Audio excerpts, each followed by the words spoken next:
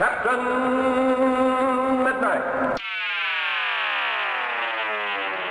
So, there's a new Fantastic Four movie out, and this video will have spoilers for it. But if you don't want to stick around for those, I'll just tell you now. I liked it. Quite a bit, actually. There are some sequences in this movie I just had a great time with. And look, in the past, I've made 2 separate videos about what I'd like to see in this movie, one from 4 years ago and one from 7. So I've been anticipating this for a while. And yeah, I have some issues, one of them a little more prominent than the others, and I will get to that. But I think the cast here, which I know many had their doubts about, really pulled off a compelling version of Marvel's first family that dug a bit deeper than most surface level character conflicts, and managed to create a take on these 60s characters that felt distinct. I'm not going to bash the old Fantastic Four movies, I've probably done enough of that in the past, and the 1994 one is legitimately charming. But I feel like we finally have a theatrically released take on these 4 that is, in large part,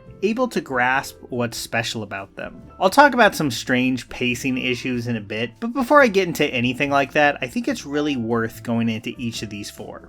And let's start with Pedro Pascal's Reed Richards. I was a little worried about this casting and how they'd handle his powers. I loved Pascal in Game of Thrones, but he's been a bit hit or miss for me since. I gotta say, I think he just feels really locked in here. This Reed is anxious, just like very anxious. The movie starts with Sue and Reed discovering that she's pregnant. This seems to send a man who is already filled with guilt over their first trip to space, where they got their powers because of his perceived failure, spiraling even more. The movie makes very clear the burden he places on himself. He clearly believes that he alone can think his way out of any situation, that the whole Earth depends on what he can dream up. There is something of the classic Reed arrogance in this, but here I don't think it's arrogance born out of a big ego. It feels more like this Reed's analytical and detached view of the world can prevent him from realizing that he doesn't have to do all of this alone. It's something that seems to haunt him, and I really like that scene where he tells his baby that there is something wrong with him. I think it's actually one of the movie's best. This also plays into something which I really appreciated about Johnny's story, which we'll get to. But first, I know we're not Reed Richards inventing amazing new gadgets every other month, but that doesn't mean we don't have big ideas, right? Probably even ones we've been holding on to for a long time, but haven't quite figured out how to execute. That's where Hostinger Horizons comes in. Your project can live in minutes, really optimized for discovery. Setting up a website, getting a domain, and connecting email are simple, giving you some real freedom. Let's say I wanted to start a comic book blog. I give it my idea. In a few minutes, it has a great template done. I'm really into this. Any individual element here I can adjust, ask to tweak. I'm liking all these sections. We got Marvel, DC, Indie. But you know, I think I'd like to talk about TV too. So let's refine this and I can get it to add a TV section. And there you go. It's ready to go live and I can pick a domain. And it just works for so many types of websites. Stuff like my blog here is just the tip of the iceberg. You can go with these broad templates like this, or you can really drill down and get more specific. You know what? I'd like these Marvel and DC sections to be more prominent, and you know, maybe a movie section too. There you go. No coding is required. You just describe your idea like I did in any of 80 plus languages, and they're brought to life. It's also really good to know that if I did launch this, they'd really have my back. Like, they have customer service on hand 24/7, ready to support me, and that's supposed to work in multiple languages too. Launch the idea you've been sitting on today with Hostinger Horizons. Use my code Captain Midnight to get 10% off your first month, and you can find that link down below. Alright, so I was talking about Johnny Storm. I was really worried about this storyline with him feeling overlooked by Reed at first. Like, in the theater, I would have bet good money on this adding up to a melodramatic scene of Johnny confronting Reed over not taking him seriously. Honestly, that could have been fine, but I really enjoyed what ended up happening instead, where Johnny just proves that, no, he actually does have a lot to contribute and is going to put that to good use. While Johnny doesn't have the character journey of Sue or Reed in this movie, I really did love how just heroic he was. Like, I know this sounds simplistic, and it kind of is, but going into this, I was just expecting like a very smarmy performance from Joseph Quinn. And this was not that at all. Sure, he has a playfully antagonistic relationship with Ben and can be immature, but there's an unexpected earnestness to this take on the character that I thought really worked. He was constantly rising to the occasion with his willingness to sacrifice himself and save the world or his nephew. It is not the most emotionally complex storytelling in the world, but I think it landed. Like, I cared about this kid.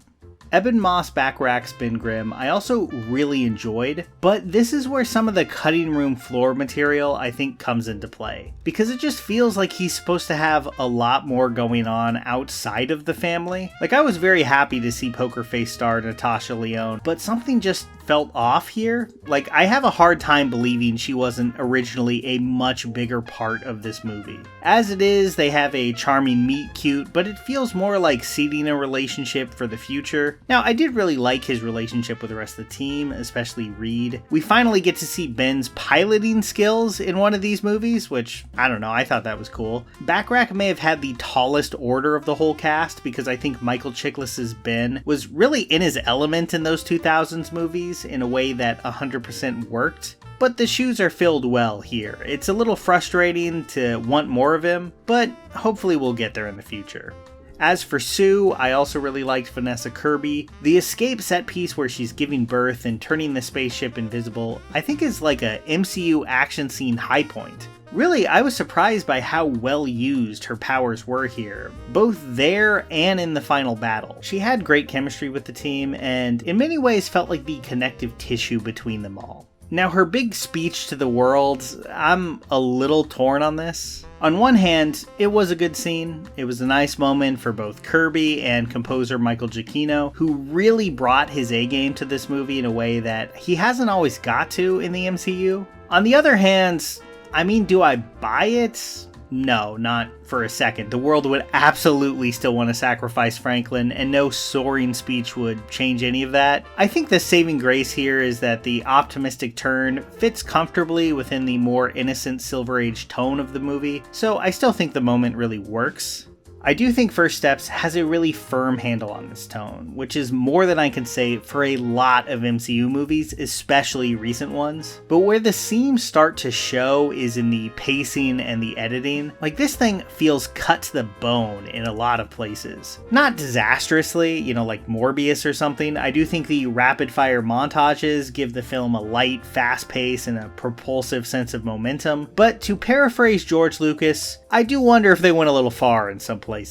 The Mole Man scene is the easiest to point to. The Fantastic Four need his help to do like a reverse Dark Knight Rises and get everyone into the tunnels. And Paul Walter Hauser, who is absolutely great in Richard Jewell, by the way, comes in giving a really strong performance, but it feels like the follow-up to scenes that we just straight up haven't seen. And that is apparently exactly what it is, with Vanessa Kirby saying there was scenes from early on in the film of Sue and Mole Man bonding that did not make the final cut. I think that's a shame, and I do kind of wonder why the choice was made. Like, maybe Marvel heard the feedback about their bloated runtimes and just took it really seriously. Maybe it was done cynically to get more theater showings. Or maybe they did just really feel like this fast pace made it a superior cut of the film. Obviously, I can't really say. My bet, though, is that there is a version of this movie out there that I would like more than this one, and I already like this one, so I don't even know what to do with that. Hopefully they toss it up on Disney Plus or something. The action, set design, and score all feel a cut above most of the MCU. Like, I'm a huge sucker for retrofuturism in really all its forms, and they had the budget to lean into that here. It's this blend of like 60s Vogue and Playboy with some Forbidden Planet sci-fi that I just loved. The costumes, the theater that the talk show was set in, all of that stuff. On that specific front, I would call this one of my favorite superhero movies. The Incredibles comparisons are really obvious, but it also reminded me of like the first 10 to 15 minutes of that one. Now, Matt Shakman is not Brad Bird behind the camera, but I do think these action scenes work really well, especially the space set stuff. That failed negotiation, the FTL jumps, the space surfing. I loved that section of the movie so much that the final confrontation felt a little too standard by comparison. Not bad exactly, but not really reaching the heights of the second act. I mean, Galactus demanding the baby, that escape afterwards, with the whole team working together, dealing with these two crises at once. It was just everything I wanted from a Fantastic Four movie. Throw in some piano from the guy behind the score of Lost, and yeah, I was pretty thrilled. That moment where Galactus demands Sue and Reed's baby in exchange for all of Earth. I mean, this is the kind of stuff superhero fiction can deliver on so well, like taking these heightened, ridiculous scenarios, massive in scope, just incredibly dramatic in nature, and connecting them back to really relatable everyday emotions and anxieties. In this case, taking the fear felt by many new parents and dialing it up to 11 with the help of a space god. That's what I look for in a good superhero story, and I think First Steps really delivered there.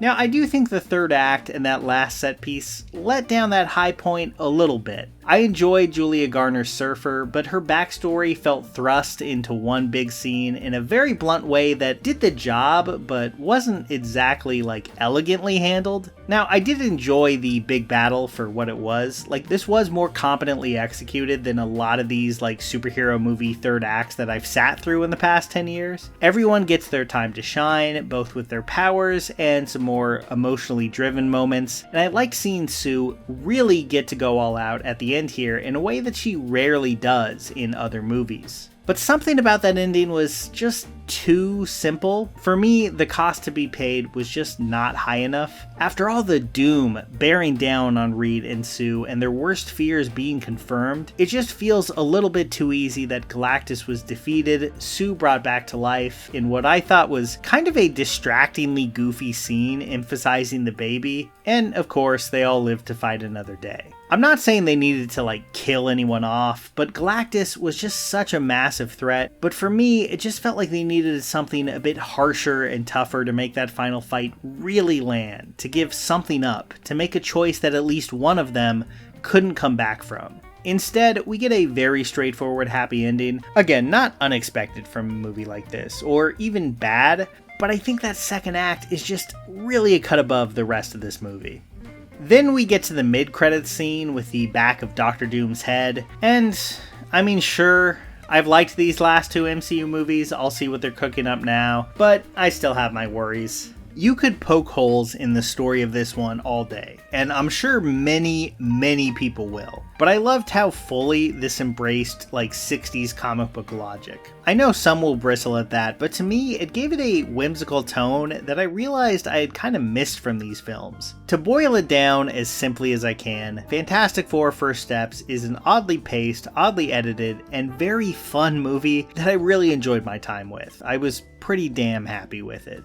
I think we could have been in for something amazing had it all been at the level of this movie's midsection, but what we do have I think is good, and I'll probably see it again before it leaves theaters. I'm not going to make the case that we're looking at a masterpiece here, but I do think this sits very comfortably in the zone of what Marvel used to excel at, and it did fulfill the promise of a MCU Fantastic Four after all these years. Here's a special tip for the fellas and girls who have not already joined Captain Midnight's new 1940 Flight Patrol. You'd better hurry up and join at once because there's a big adventure ahead. The thing to do now is to get started because we're going to have not only barrels of fun, but loads of free gifts and prizes too.